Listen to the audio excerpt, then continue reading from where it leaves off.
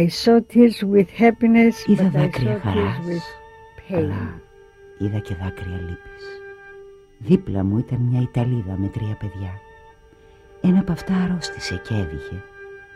Η γυναίκα το κρατούσε στην αγκαλιά της και του σιγοτραγουδούσε. Ξαφνικά ήρθαν ένας γιατρός και 2 νοσοκόμες και πήραν το παιδί. Δεν ήξερε τη γλώσσα και δεν καταλάβαινε τι της έλεγαν, ότι το πάνε στο νοσοκομείο. Άρχισε να κλαίει. Έκλαιγα κι εγώ μαζί της. Του είπαν ότι έγινε καλά. Έγινε, it's all better now, you could go. Και κατέβηκε κάτι λοιπόν και είχαμε τόσο χαρά κι εμείς, ανεφιλούσαμε, θυμάμαι. Τον αγκαλιάζαμε, μπαμπά, δεν θα πάμε στην Ελλάδα πια, θα πάμε στην Αμερική, του λέγαμε.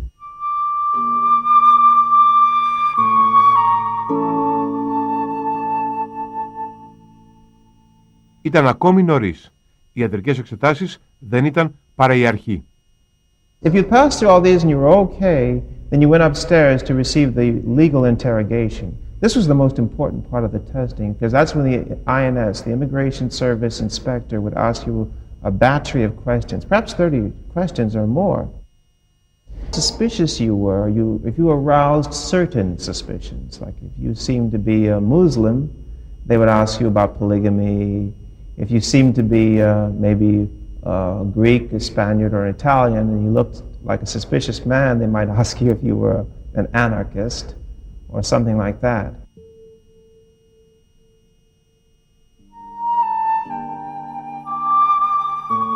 Οι ύποπτοι έμεναν για περισσότερες ανακρίσεις. Οι έγκυες γυναίκες κρατούνται και αυτές για να μην γεννήσουν στην Αμερική και αποκτήσουν τα παιδιά τους αμερικανική υπηκότητα. 350 παιδιά γεννήθηκαν πάνω στο νησί.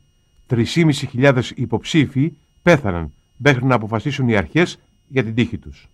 Η Αγγελική Μπαρλά ίσως κατέχει το ρεκόρ παραμονής. Έμεινα στο Ellis Island σχεδόν 3 μήνες. Ήμουν τότε μόνο 13 ετών και στην Αμερική δεν με περίμενε κανείς. Η υπηρεσία μετανάστευσης δεν άφηνε να περνάνε κορίτσια που ήταν μόνα τους. Με ανέκριναν συνέχεια. Πώς βρέθηκες εδώ, γιατί ήρθες, πόσο χρονών είσαι? They did frighten people severely because people didn't know what to expect. They didn't know the language. Some immigrants, many immigrants were English speakers, like Englishmen, Scotsmen, Irishmen. So, of course, they didn't have to go through the fear of language problems. But Greeks, Italians, and so forth did. Σε μια από τις ανακρίσεις μου λέει ο υπάλληλος, θα σε απελάσουμε στην Ελλάδα. Συνεννοούμαστε μέσω μεταφραστή. Του λέω, βλέπεις το νερό? Μου λέει, ναι, το βλέπω. Εκεί θα πέσω.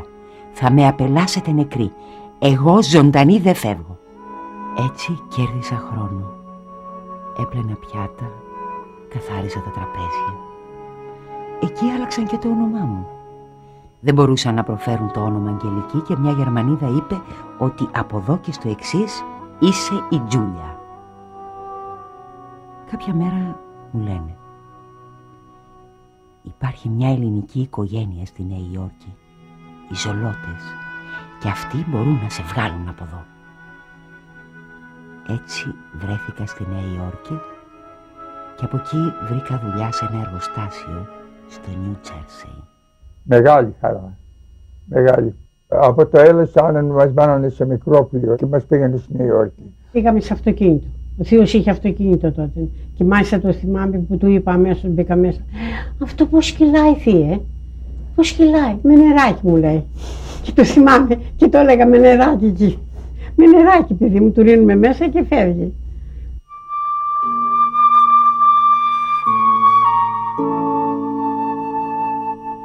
Όμως για τους τυχερούς η Οδύσσεια είχε μόλις αρχίσει. Φεύγοντας από την Ελλάδα, οι περισσότεροι δεν είχαν χρήματα για να πληρώσουν το ταξίδι τους. Για να βρουν εισιτήριο είχαν αναλάβει υποχρεώσεις. And generally when you came, because you could not afford to pay your ship, the shoeshine guy would pay for the ticket and you signed the family house in the χωριού. So you had to work to pay off the ticket, and if you left, your mother and father would lose their house in the hωριού. So they were like slaves, and it took them 3, 4, 5 years to pay off the debt, and sometimes they died in that time period because of the conditions of work. Ο πατέρας μου σε 3 ημέρες είχε δουλειά σε παπουτσίτικο και νομίζω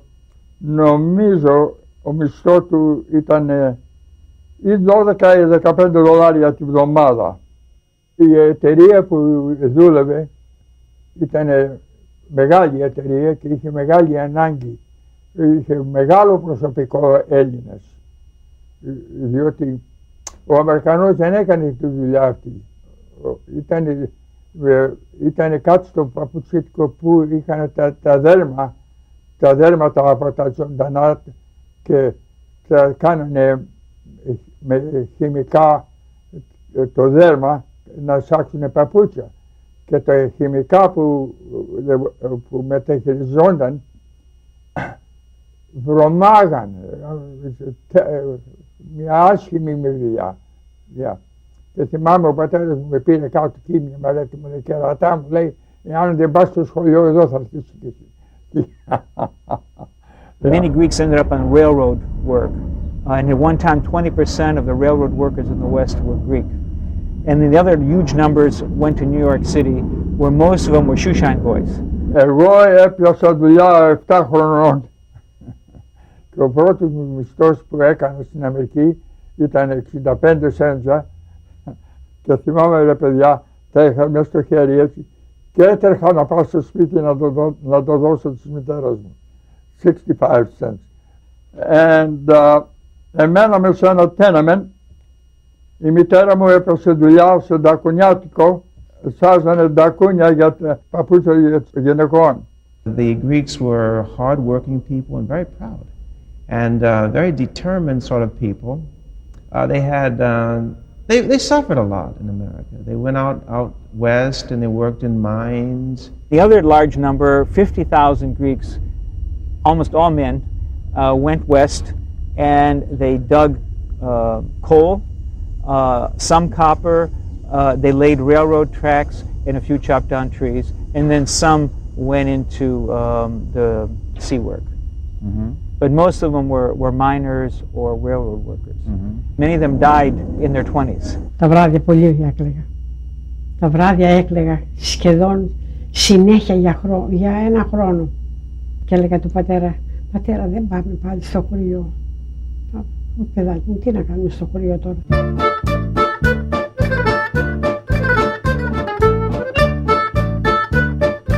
Πέρα από το πρόβλημα της επιβίωσης, της προσαρμογής και της γλώσσας, οι μετανάστες έχουν να αντιμετωπίσουν και την αυξανόμενη δυσφορία απέναντί τους.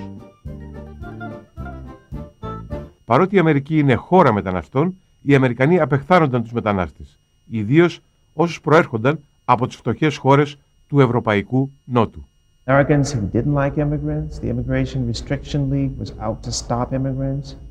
They didn't want Southern Europeans, they didn't want Eastern Europeans, they didn't want to see Jews or Catholics or anybody else. Washington, Adams, Jefferson, what race were they?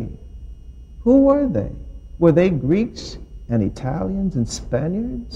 Were they Roman Catholics? No. We want the same people that brought our heritage, that created this nation. We don't want people who are not from that background. At the time when the Greeks arrived in the greatest number, the Ku Klux Klan was coming back as a powerful force in the American South. And the Klan has historically been against the African Americans.